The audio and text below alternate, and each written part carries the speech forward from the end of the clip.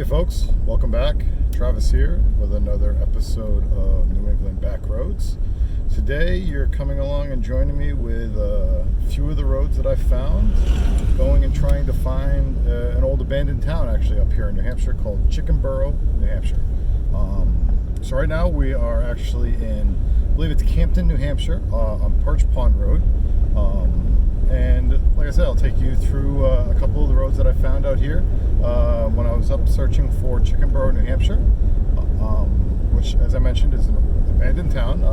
It first showed up on the tax records in 1846 with 11 families living in the area, or the area known as Chickenboro, New Hampshire. It was a small little farming and like lumber village, and they predominantly worked in those industries, and I believe they existed in the tax records up until about the late 1880s, and then the town was actually abandoned. So yeah, if this is your first video with me, welcome. Appreciate you stopping by to watch it. If this is something that you've seen in some of my other videos, thanks for coming back. So here, as we're working our way to Chickenboro, we're actually going to come across the Bumps Intervale Road and go across the Bumps Covered Bridge. This is one of the many covered bridges that we have here in New Hampshire. Alright, little technical difficulties there. My camera fell off of my windscreen. Alright, so as I was saying, that is the Bumps Covered Bridge. Going across, I believe, the Intervale River, but as always with my facts and information about these roads, it's always what I can try to remember. I'll put the real information inside the description. So yeah, as we're continuing along here down the Bump Intervale Road, this will take us up through and connect onto Eastern Corner Road, and that will take us out through some of these kind of back roads that out here in Campton, New Hampshire. This is a quick little out and back, so people who are kind of getting that itch to just want to get off some kind of paved roads, it's a great place to kind of go and kind of scratch that itch, if you will, by a slight detour off of 93 as you're coming down, say back from Lincoln, south of Lincoln, and south of Tripoli Road, which we'll have covered in one of our other videos.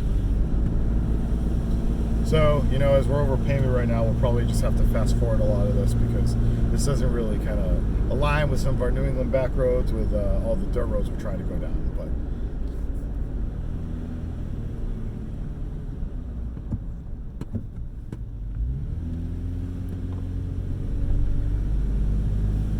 all right, and now we've joined back with Eastern Corner Road, and we'll take this along kind of all the way out. And as always, I'll include also a map of the roads that we followed for this trek. Love these signs. Road not maintained for winter travel.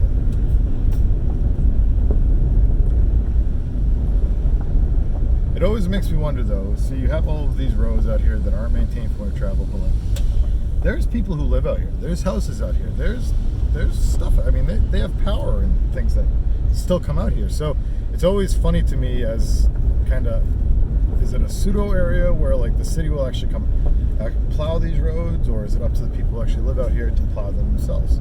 I mean, we're up in the White Mountains, so you get a good chunk of snow most winters up in these areas. So it'd be very curious to figure out kind of how that happens. I mean, I'd love to live out off one of these roads because the houses out here, the views, and being kind of in the middle of nature is nice. Let's see here. I might have to back up. Little too tight for two cars to fit down, so I'll back up and let him come through. Let's see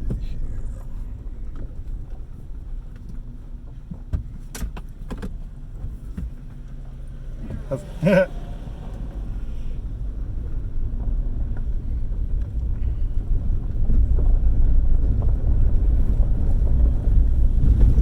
Situations like that are kind of just a reality of going and exploring roads like this. So, as always, I mean, I've never run into anybody who's been kind of a dick about it and tried to force themselves through. It's usually always just whoever has the easiest kind of path to get to some place that you can make room for somebody else. It's kind of and give them the right of way. come through here, we actually cross over a snowmobile trail, and there's actually a couple of roads down here, but they do have prohibited signs on them. So as much as I want to drive down them, it might be something that I actually have to hike across.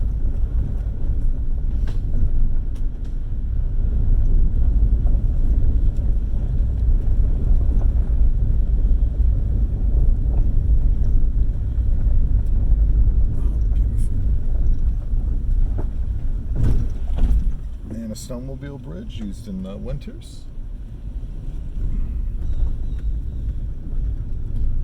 If you actually follow me on Instagram, you may have seen a photo of that already.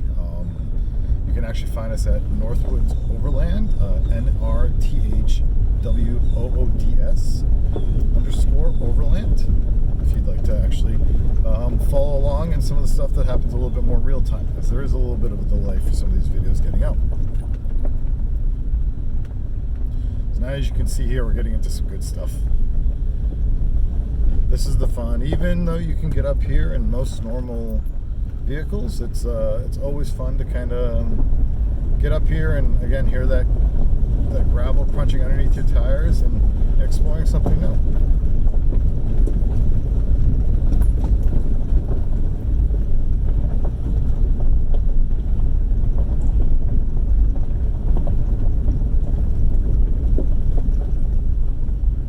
My future videos, actually, we show you down some of these sorts of roads how to actually use some of the features that are come standard in your 4Runner TRD off-road. They give you a lot of cool terrain select as well as crawl control features, which can make going across things that are definitely a heck of a lot worse than this, or a lot steeper, a little easier, and takes a little bit of the thinking away from it. Now, I know there's some purists out there who will say, all right, you're dumbing down off-roading. Part of it is if you're not out here with a standard transmission and locking hubs, that you're not actually doing the real true forerun of like off-roading. And for me, it's one of those things where having vehicles that have a lot more of these capabilities and a lot more of these things that come standard really just kind of opens up the experience to a lot more people of different kind of walks of life. So I'm personally a big fan of the fact that some of these vehicles can actually make it a little easier. I mean, sure, you'll definitely get some novices and people that do some stupid shit, but if you can actually open up the kind of the community, and we can get more people out here, maybe we can actually get more roads and more things and places to explore and drive down up here in New England. Here's a nice little section too. You can see it's definitely been rutted out a little bit from people driving down it in muddier conditions, whether that's in the spring during the thaw or times after we get a lot of rain, or other times where it's just real wet. So, but as I had mentioned, I mean, people still live out here, so this is a road that isn't maintained year-round, and we have a couple more houses up here, and it always makes me wonder, maybe they're definitely living more of an off-road or an off-grid lifestyle, because I definitely don't see power lines running in, but I also don't see solar panels or things like that. So maybe they have propane setups or other ways that they're actually making electricity, or at least giving themselves kind of the comforts of life, because these aren't like small cabins, these are actually full-size houses. So maybe one of these days I'll be able to actually meet somebody who lives in one of them and find out a little bit more information. And hey, if you're one of the people who actually lives in one of these houses and you'd love to be able to kind of tour it or show it off, don't hesitate to reach out. I'd love to learn a little bit more about what life is like out here and some of these roads and in the backcountry, and be I think a great experience.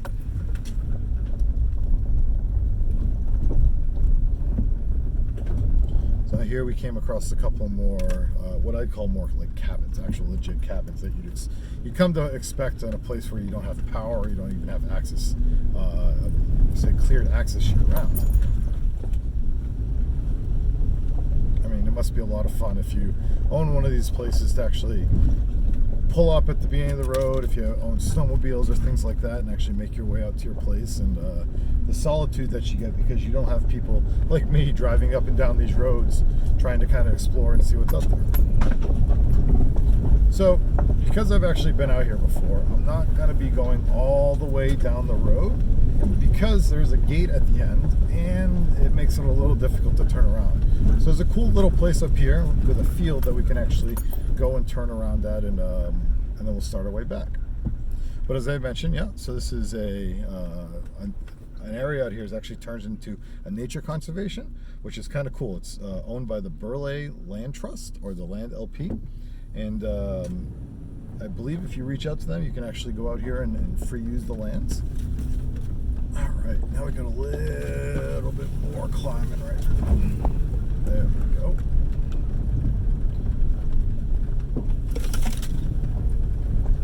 Now, one thing you do always want to make sure when you are going off-roading, and if your vehicle has traction control, you want to make sure you turn that off. Reason why is because you don't want the computer within the vehicle to actually be artificially holding back your torque or your horsepower at the time, especially when you might need it most to be able to push through some slippery gravel or situations where you actually need that extra traction. All right, so here's the field I mentioned. We're going to get up, let the dog kind of stretch his legs, or her legs, and my own, and we'll pick back up on our way back out. Cool. And we're turned around and on our way out.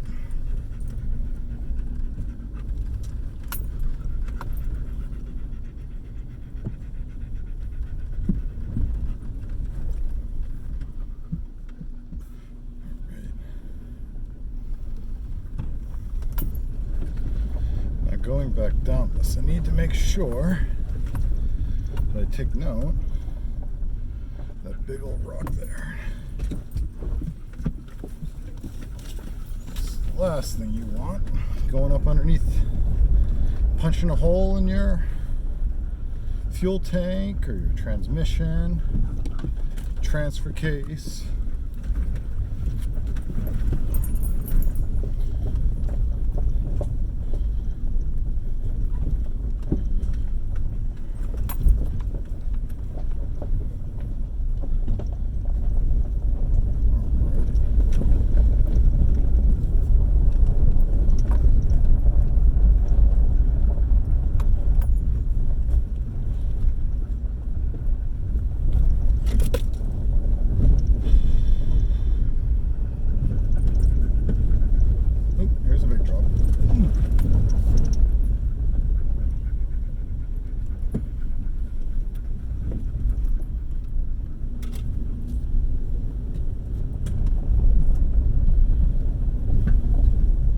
One thing I've realized in making these first handful of videos is that I've already made a couple of them and I haven't told you who I am. So maybe we should start there. So I'm Travis, but most of my friends call me Bulldozer, or Dozer for short. Even they're shortening a nickname, which is funny. I am in my early 30s, 32, live and work just outside the city of Boston. Well, I work in the city, but I've always been a big fan of off-roading, done a lot of four-wheeling and snowmobiling and things like that in my youth, but I've never actually owned any of the vehicles myself. They've always been things that I've rented from my friends or rented from people or went with my friends who had extra vehicles, and I've never actually been in a situation where I could kind of own and afford my own off-road rig or four-wheeler or whatever, and I've been lucky enough that my hard work is finally paying off, that I was able to pick up this 4Runner and start fulfilling my dream. So the goal here is to try to build out Lefty, who I think I've told you about a little in my previous videos, and make her more or less an overland beast. The goal here is to make a highly capable off-roading machine that I can take more or less everywhere and anywhere. I'm sure there's always going to be situations where I'm not going to be able to take it, where you'll need things like high lift. But for me, it's having something that I can build as a daily driver, but also make it that it's extremely capable, that I can more or less say, what's down that road? Let me go see, regardless of how bad it looks. And then in my hopefully near future, we're we're talking probably the next year or so, as I build out the 4Runner. And once it's done, I'm actually going to drive west and go play in the big boys playground. So head out to places like Colorado and Utah and California and Washington State. There's still a potential option that I may drive up to Alaska.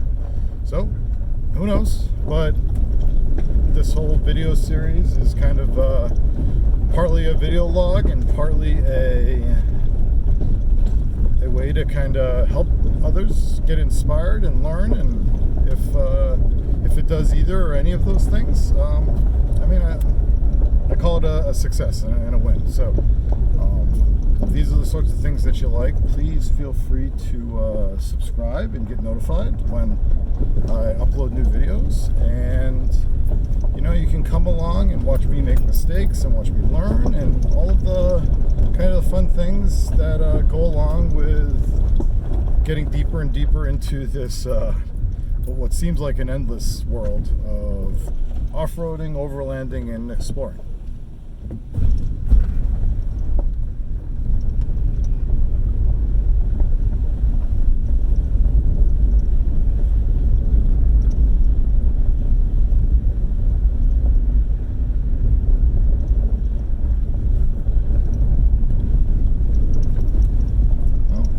Crossing the snowmobile trails again, and we're almost done.